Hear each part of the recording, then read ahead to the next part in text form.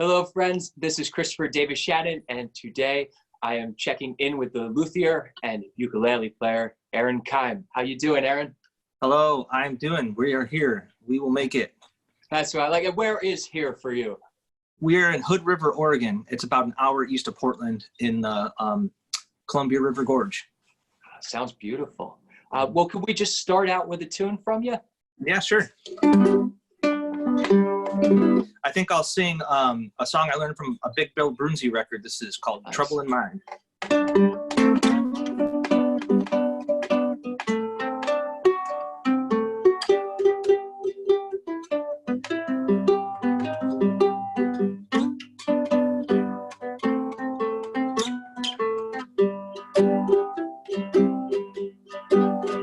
Trouble in mind, and I'm so blue. Oh, but I won't be blue always. Oh, the sun gonna shine on my back door someday. And I'm going down to the river, and I'm gonna bring my old rocking chair.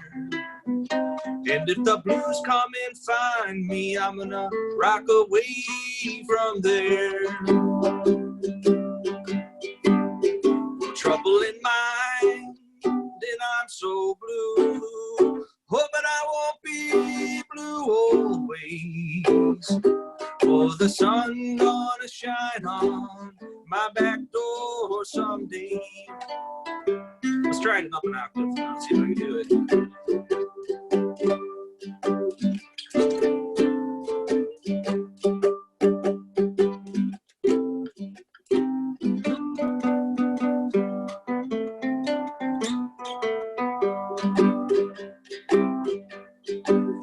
And I'm gonna lay my head on some lonesome old railroad iron.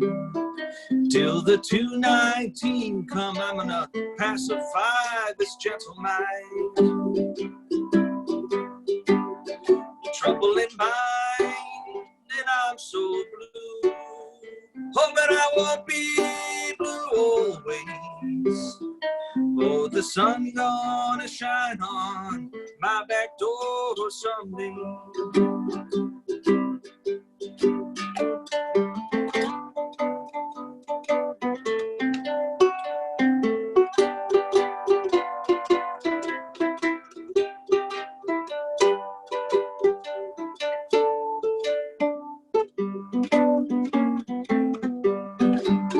Well, I'm all alone. Oh, and it's midnight, and my lamp it is burning low. I ain't never had so much trouble or trouble in my mind before. And trouble in mind, and I'm so blue. Oh, but I won't be blue always. Oh, the sun gonna shine on my back door. I said the sun gonna shine on my back door. The sun gonna shine on my back door someday.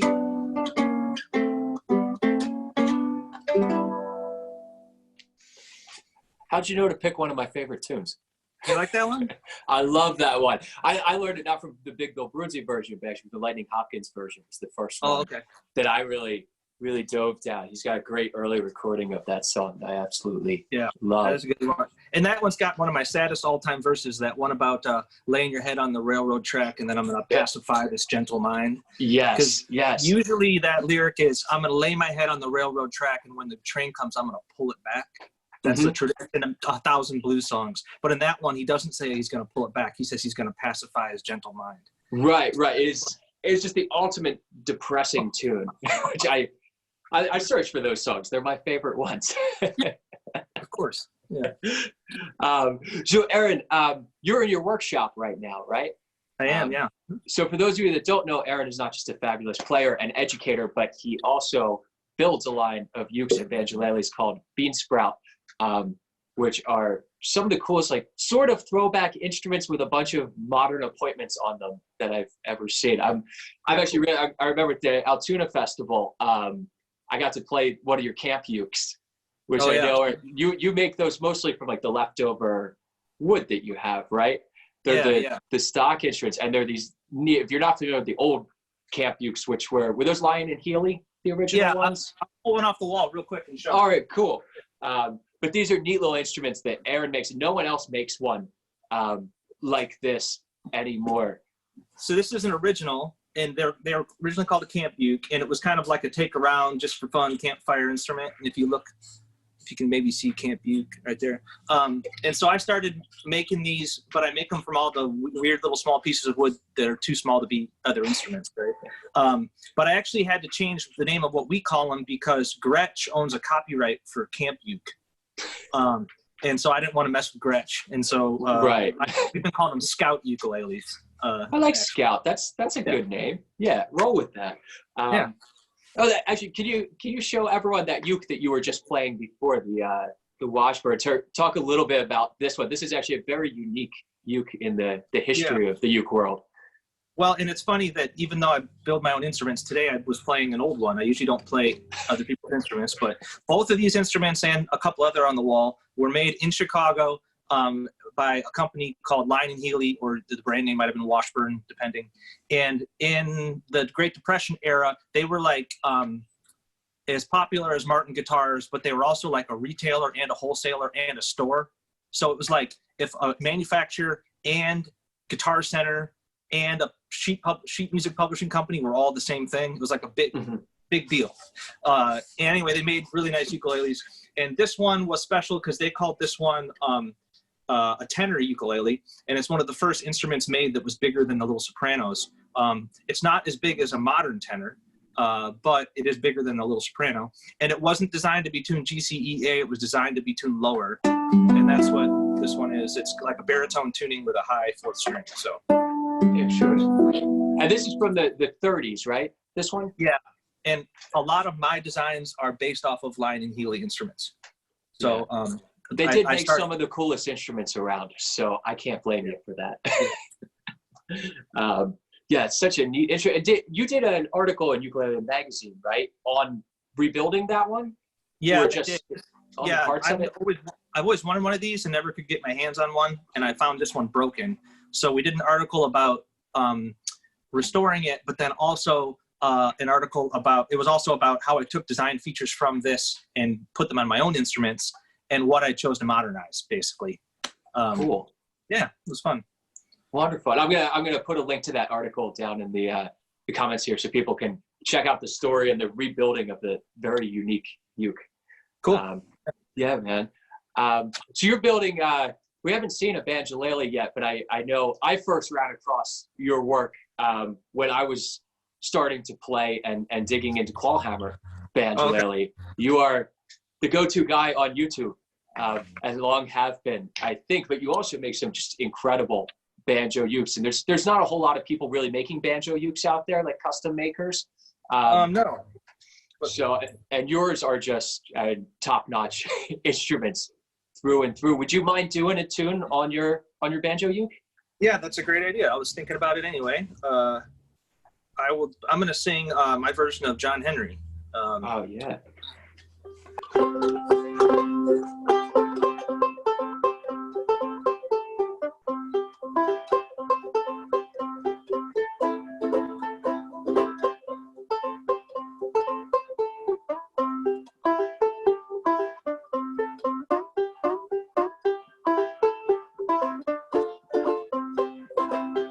John Henry, he was a steel driving man.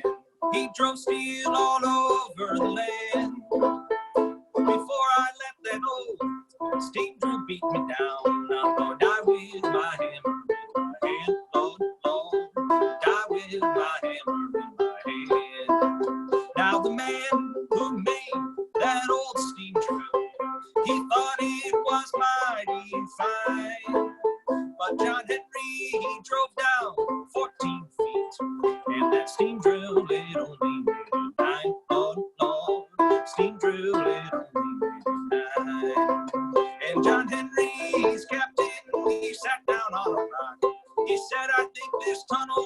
coming in. Then John Henry, he smiled at his captain and he said, well, boss, that's my hammer, so you win. Oh, boss, that's my hammer, so you win.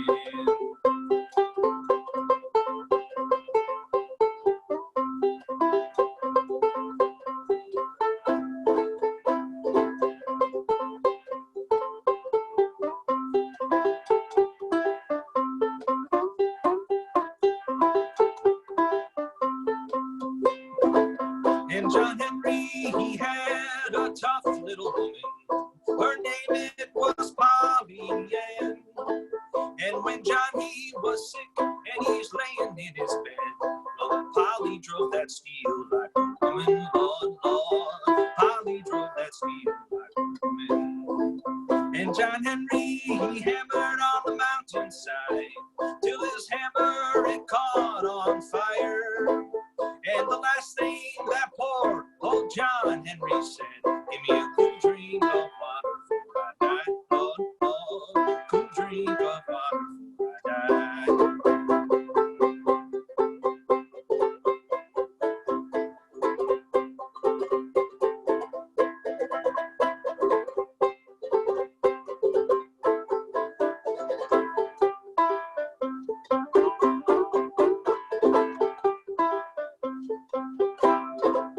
And they took John Henry to the old graveyard. It was 6 feet under the sand. And every time a freight train would come rolling by, they say, yonder lies that steel driving man. Lord, Lord, yonder lies that steel driving man. Yeah, that was wonderful, Aaron. Thank you for that, man. So one of the cool things that Aaron does, besides build instruments and play music, is with most of his releases, he also has books that come out so that you can play along and you can learn these older styles that he plays and dig into that jug band music and the old time music and some clawhammer on uke and different other instruments. And you just came out with a new book, right? And an accompanying CD with that. Yeah, and I had to look at it just now when I was singing because I don't read the lyrics sometimes. Wonderful. Yeah. So is John Henry in there? Yeah. Oh, great. And that one has the lyric and it has the tablature for the solo in there, so you can learn it. But this book and CD, actually, we spent a year on it, but it feels like we spent a lifetime on it. It's called Let the Work I Do Speak for Me, and it's all songs of labor and struggle and life and hard times, you know. And we put all the lyrics and the chords in the book, and I also wrote a little bit about the history and the culture of every song and what my source recordings were and why the song matters to us, you know, that sort of thing. And then there's tablature in it too. There's ukulele tablature, banjo tablature, and some baritone tablature. There's a few of each piece. And what we did is I just did tablature for how I played it on that song. And then my wife, Nicole, she does, she's the one who writes everything out so that it looks beautiful. Yeah. And does all the artwork. So yeah, it's a book and a CD, and it's all hand drawn by Nicole, and we are super proud of it. It was a ton of work, but Right. But worth it. It came out right when the quarantine hit, and so everybody's been buying it so that they can do this music at home. And then all of a sudden, it makes, you know, these old songs about the Dust Bowl and refugees and being hungry and working hard. It just makes them all. It just feel a little more real, you know. Yeah. No, but it's good that you're doing that. It is odd how some of those songs come back. I was playing some old tunes from the early 20s the other day, and I just felt like they were carrying a bit of new weight these days. You know, especially the Depression era stuff, and talking about how the world is out there right now. Things are certainly changing fast, but it's breathing life into some of those older art forms again, and I think giving them a new set of wings, which is kind of nice. For those of us that really love those great old American folk songs. Well, you know. And things that are timeless don't need to be updated, right? Like John Henry is about struggle, and at that moment it's about a man versus a machine taking away a man's labor. So like, what about the AI apocalypse that's coming or whatever, right? Like, right. No, exactly. These problems evolve a little bit, but in the end, they're really the same issues over and over that we just continually adapt to. And where we're certainly in one of those periods right now, which is sort of a neat place to be. As grim as things seem at the moment, it feels almost like it might be rewarding to live through such an important period of time. Well, so, and what's interesting is how things have changed a little bit too. 10 years ago or more, when we would sing at ukulele festivals, I mean, all the performances and workshops would have been things like 5'2", Eyes of Blue, and that sort of stuff, right? And now, and I have a master's degree in music history, and so now when I show up to teach at these things, people want to learn the song and they want to know where it came from and why it's like that and who sang it. And, you know, and I actually end up talking about race, class, culture, sex, labor, colonialism, language, you know, like right. So and it's funny, that's something that I talk about a lot in my workshops as well. Is just it's so important, at least to me, to understand the history of a tune and why it was written and the time period and the social struggles that it comes out of, because a lot of those old tunes, they could not come out of a different culture in a different era. It's so indicative of the American experience. And we, you know, I think a lot of Europeans especially give America sort of a bad rap for being devoid of culture at some points. But I think anyone would be hard pressed to argue that the idiom of American music is not a great cultural contribution to the entire world. And I think that's something that we always have through blues and jazz and the old work songs and the Woody Guthrie stuff coming out of the folk scene in the Dust Bowl era. Really spoke so much to what was happening in the Depression and post-Depression times and helped people really conceive of what was going on in the world around them a little bit better than they would have been able to without that music. So it's always really refreshing to hear people talk about the history of the songs, and I'm glad that you're seeing more people interested in that as opposed to just treating things as, here are some chords and lyrics for you to sing, like a full understanding of what we're really presenting as performers. It's not just the music, it's everything that goes on behind that. Do you think you could give us one last song there, Aaron? Yeah, I got one more short one picked out, and it's a song called Poor Man. It was written by this guy named Frank Prophet, and Frank Prophet was a banjo player and a dulcimer player from North Carolina. And he's one of these guys that was making music as an amateur his whole life, but then somebody kind of found him in the 60s, started to get a recording career going for him. Yeah. He recorded in 1961 and 1962 a few LPs for Folkways. But he also was a builder. He built his own banjos and built his own dulcimers. And so he's inspiring me for that. But the song he wrote in 1932, it was about a year of a really bad drought. And he prayed for the drought to go away. And there was a big storm and a flood came instead. And the flood washed out his whole valley. So it's deep, man. It's like, yeah, certainly. That's a heavy song. It is. So anyway, this is Poor Man.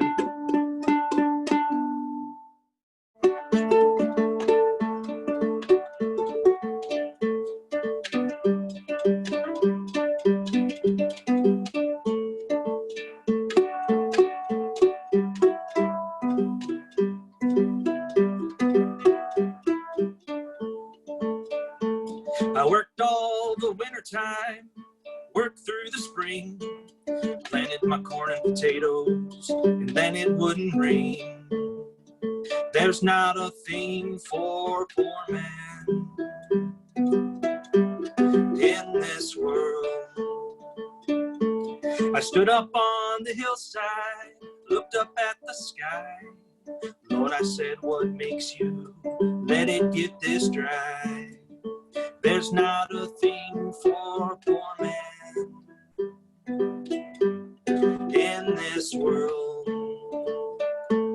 I got down on my knees, for rain I thought I'd pray. Along came a great big flood, washed everything away. There's not a thing for a poor man in this world.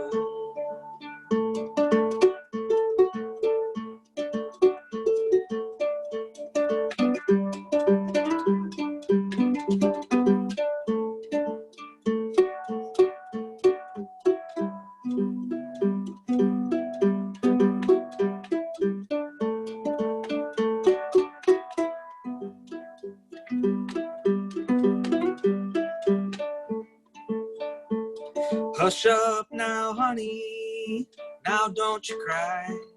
Things are gonna get better by and by.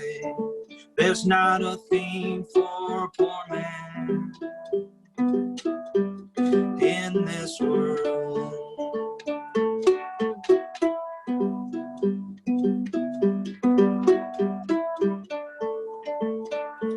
I worked all that summer, worked all that fall. Then I spent my Christmas in a pair of overalls. There's not a thing for a poor man in this world. Not for a poor man in this world.